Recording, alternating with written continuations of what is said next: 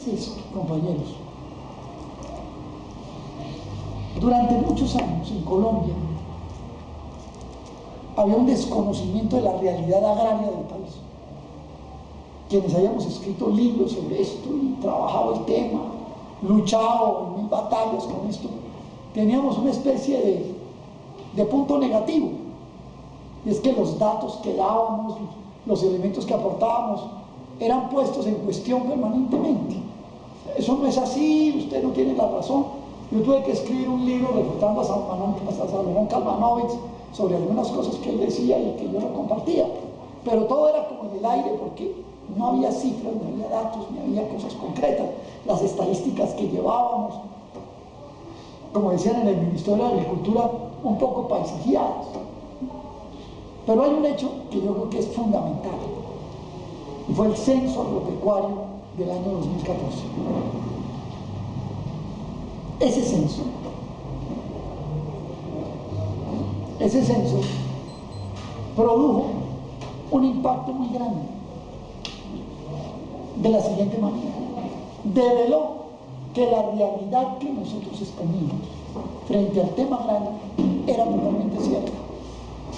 Cuando se develaron los resultados del censo agropecuario, Santos, que estaba, dijo: ¡ay, quedé sorprendido! Yo dije: este es el único tipo que quedó sorprendido de todos los colombianos, porque todos sabíamos que lo del agro en Colombia era un verdadero desastre, un verdadero drama, una tragedia nacional, una vergüenza del país. Y así quedó plasmado en el censo del DANE.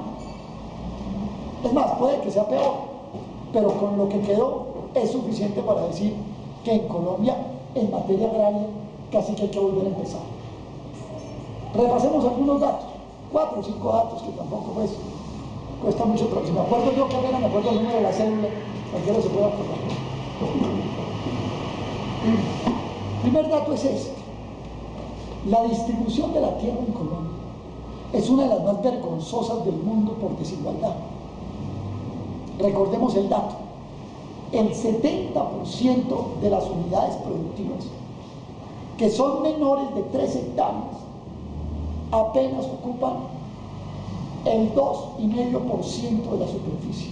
Quiere decir que de cada 100 hectáreas que hay en Colombia, ¿sí?, 70 unidades agrarias, que son los minifundios, apenas tienen 2 hectáreas de esas 100.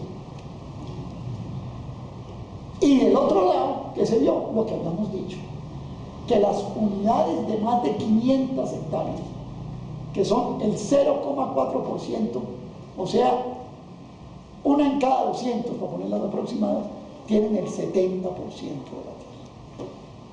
Entonces el país está en una situación de absoluta desigualdad, de absoluta iniquidad. Eso lo refleja el censo del DANE. ¿Qué sucede entonces?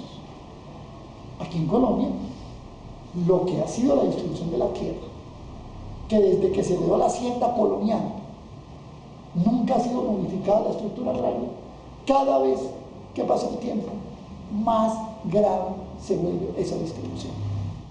40 millones de hectáreas más o menos, ¿sí?, casi el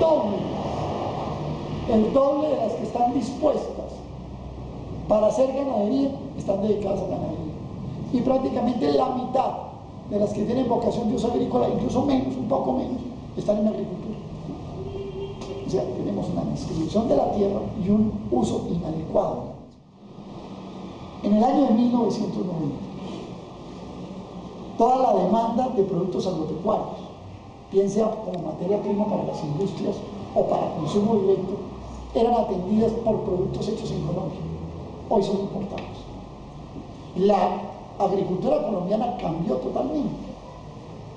Ya producimos mucho más tropicales: café, cacao, banano, caña de azúcar, palma de aceite, que cereales, y el algodón prácticamente está desapareciendo. Entonces, ¿en qué terminamos viviendo? Y lo dice el censo agropecuario. O sea, nosotros estamos produciendo, o nos pusieron a producir, lo que los países de clima templado no pueden producir, ¿cierto? Ya nosotros nos pusieron, y ellos sí se quedaron con lo que nosotros también podíamos producir, pero que ellos solamente pueden producir. Entonces, hoy la agricultura colombiana más o menos de 100 hectáreas, 65 están en tropicales y 35 en transitorios. Solamente 1 de cada 10 agricultores en Colombia tiene asistencia técnica. Y crédito, solamente 1 de cada 10 agricultores tiene crédito. Entonces, este cuadro yo les he mostrado, digamos, como las piezas, un tema. Entonces, eso, una tierra totalmente mal distribuida. Segundo, fundamentalmente dedicada a productos tropicales, los alimentos básicos perdidos. Tercero, sin asistencia técnica y sin crédito, y la mayoría minifundia, y lo otro dedicado a ganado. En eso estamos. A esa Colombia rural. Bueno, y además yo les cuento, es decir, apenas la tercera parte de los trabajadores rurales en Colombia tienen mínimas garantías de seguridad social. Hay analfabetismo, todavía hay un porcentaje alto, pues alto digamos que no es que debería ser cero. Hay un envejecimiento de los trabajadores rurales, eso es una explicación. ¿Qué joven se queda en el campo en una situación como esta?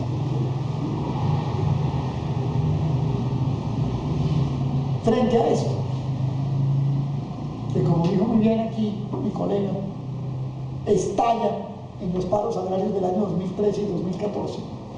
Frente a esto, pues dignidad agraria, dignidad agropecuaria, junto con un conjunto muy amplio de organizaciones, ONGs, otras organizaciones agrarias, etcétera, dicen, vamos a devolverle a Colombia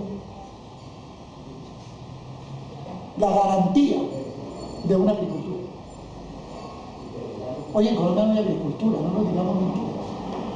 Este referéndum, que pretende unas reformas constitucionales, lo que busca es que en Colombia pueda volver a haber agricultura.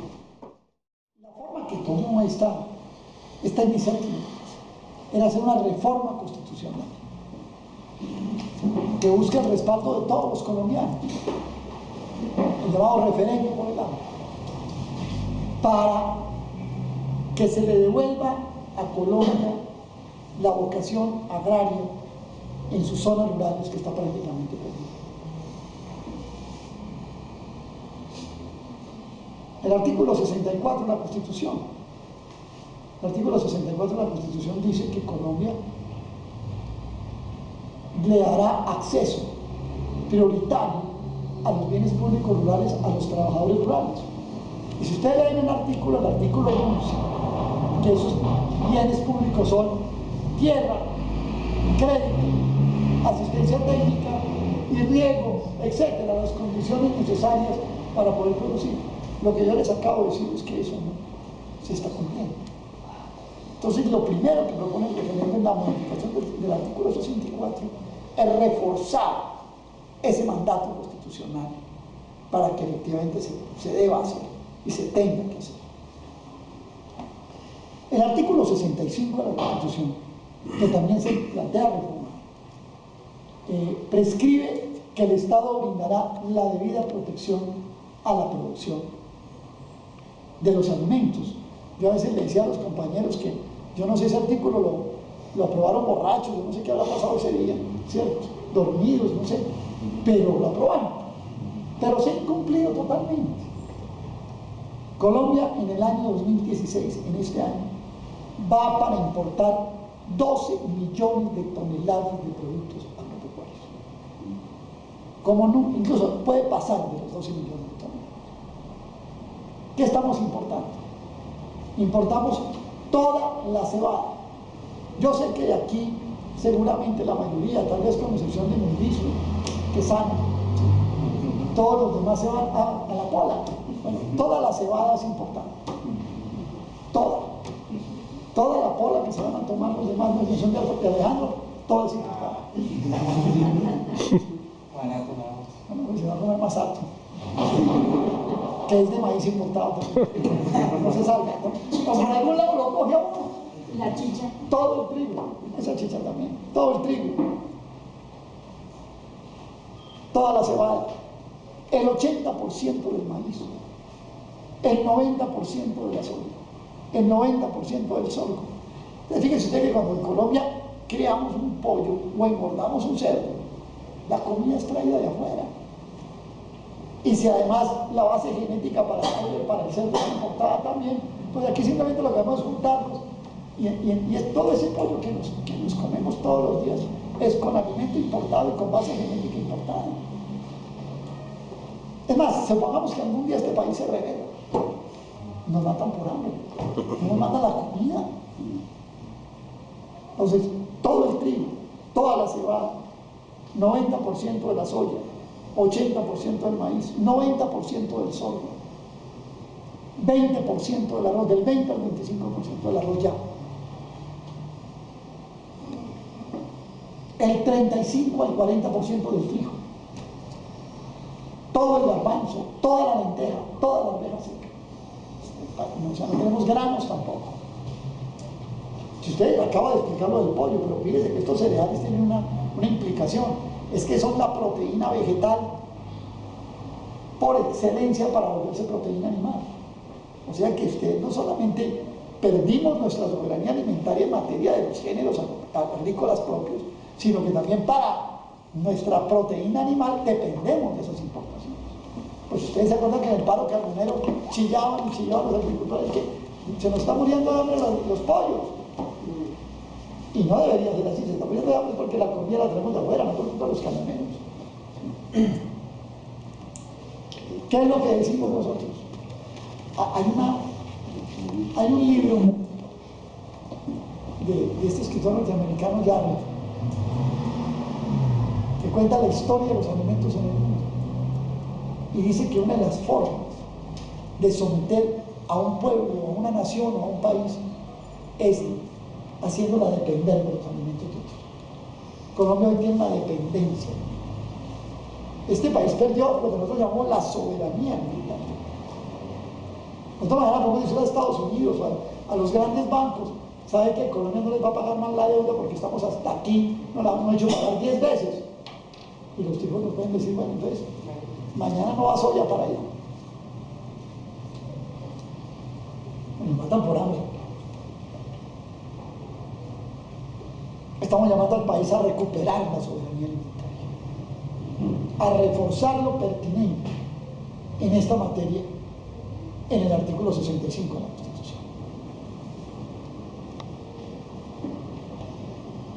Tenemos un problema, como tercer punto, cuarto punto.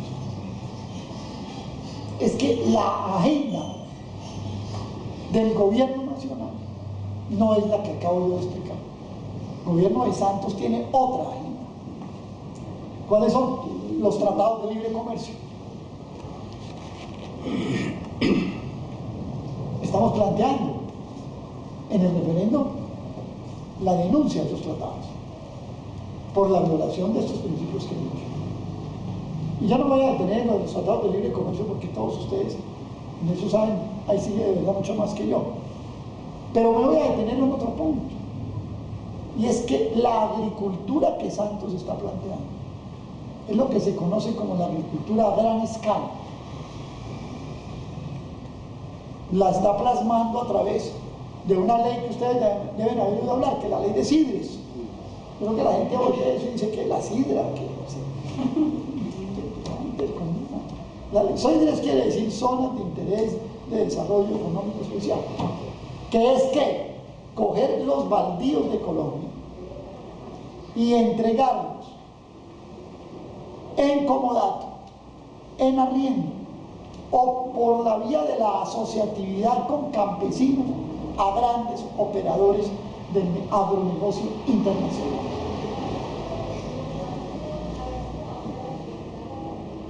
Entonces aquí vienen los señores de Cargill, del grupo argentino Globo, o de ADM de los Estados Unidos, o Bunge, ¿sí? Europeas, Dreyfus, por ejemplo, y se les entregan 30, 40, 50 mil, 70 mil hectáreas para que hagan su agricultura, que no es una agricultura para los colombianos, es una agricultura para exportarla. porque además le sale súper barato con tierra a costo cero. Eso en este momento lo está discutiendo la Corte Constitucional. En dos demandas, una presentada por un grupo de congresistas y otra presentada por Jorge Robledo y otros, contra la ley de CIDES. En el norte del mundo, allá en las zonas templadas, cada vez es más escasa la tierra de cultivo. Un estudio del Banco Mundial dice que para el año 2030 el sur del mundo tendrá que haber aportado 70 millones de hectáreas más de tierra de cultivo, 20 millones que se van a dejar de cultivar allá y 50 millones que hay que colocar por el crecimiento de la población, etcétera, etcétera.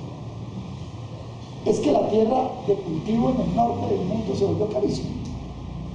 Alquilar un acre, ya les digo que es el 40% de una hectárea, alquilar un acre en el cinturón del maíz en los Estados Unidos está valiendo $13.500 por cosecha, o sea, 40 millones de pesos. Entonces vamos a Colombia, que nos da tierra a costo cero, ¿cierto? Nos la entrega en comodato o en arriendo a 30 o 40 años, y ahí hacemos la producción, pero eso no va a ser para alimentar a los colombianos. O sea, cuando usted coja a los señores de Cargill o de Globo, esa firma argentina muy conocida, la que hizo lo mismo con la Pampa Argentina, ¿sí? Que estuvo hablando con el gobierno, que le han llevado los foros empresariales más importantes, que estuvo en La Habana exponiendo su proyecto, como es conocido por los medios, ¿sí? Pues cuando tenga la cosecha de maíz, no te oiga, y que el maíz para aquí, para los criollos, no, yo tengo todo vendido afuera, chao, suerte, ¿sí? Búsquenla por otro lado. El país no guarda ninguna, digamos, salvaguardia sobre esa producción. Entonces, ¿qué hemos dicho? Que este referendo por el agro se opone a la extranjerización de la tierra. Hoy la tendencia mundial no solamente escoge tierras en Colombia, escogen tierras en todo el sur del mundo para esta operación del agronegocio mundial que he explicado. En economía a gran escala, de un solo producto, monocultivo. Incluso con escasa mano de obra, porque la economía a gran escala, la única ventaja que tiene sobre la agricultura a pequeña escala es el abaratamiento en el costo de la mano de obra, porque usa menos mano de obra. Entonces, el referendo también se pronuncia sobre esto. Nos dicen, no, es que nosotros no somos, ya voy a terminar, nosotros no somos productores buenos, entonces hay que dar esto a los extranjeros para que lo produzcan. Eso es lo moderno. Y yo les estoy diciendo, no, lo moderno no es la extranjerización. Lo viejo en Colombia es la extranjerización. O las bananeras no eran los extranjeros con la tierra. O la casa arana no eran los extranjeros con la tierra. No hay una que llama el abrazo de la serpiente ahora. El instituto lingüístico era la entrega de tierras a extranjeros. Eso no fue el presente, no es el futuro de Colombia, eso fue el pasado de Colombia. Aquí el futuro de Colombia es la tierra para los colombianos. Ese es el futuro de Colombia. Ese es el que estamos necesitando. Entonces nosotros estamos en este referendo también en una clara oposición a la extranjerización de la tierra. Y les señalo, no es un fenómeno exclusivamente nacional, es un fenómeno internacional. Alguien estima que las tierras que los grupos o los gobiernos extranjeros han venido adquiriendo o tomando en los países del sur del mundo pueden ser ya iguales a la geografía de los 5 países andinos más Brasil en el mundo entero. Incluso China está en lo mismo, comprando tierras. Compró en Ucrania, compran en Madagascar, en Filipinas, en otros sitios, para asegurarse ellos. No tanto la alimentación del mundo, asegurándose el negocio de ellos. Miren que esto de la alimentación es tan cierto como se los estoy diciendo. De todos los productos agrícolas en el mundo hay inventarios. Las bodegas del mundo están llenas de inventarios de maíz, de trigo, de cebada, de sorgo, de soya. Están llenas de eso. Pero hay 1.000 millones de personas desnutridas en el mundo. Tomen nota de eso. Eso incluso no lo digo yo, lo dice la FAO, que es la Organización Internacional para la Alimentación y la Agricultura.